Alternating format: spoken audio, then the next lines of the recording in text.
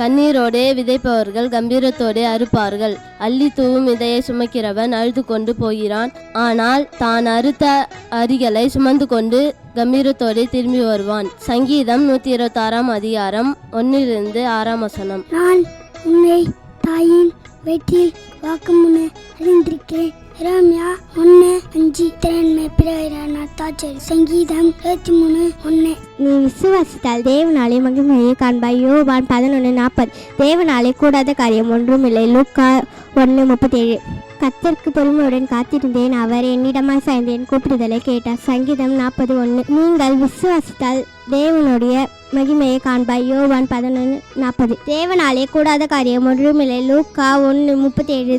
விசுவாசம் இல்லாமல் தேவனுக்கு பிரியமாயிருக்கிறவன் கூடாத காரியம் ஒன்றுமில்லை. எபிரேயர் 11:6. கர்த்தருக்கு பொறுமையுடன் காத்திருந்தேன், அவர் என்னிடமாய் சாய்ந்தேன், கூப்பிடுதலை கேட்டார். சங்கீதம் 40:1. நீங்கள் சோதனைக்கு உட்படாதபடிக்கு ஜெபம் பண்ணுங்கள்.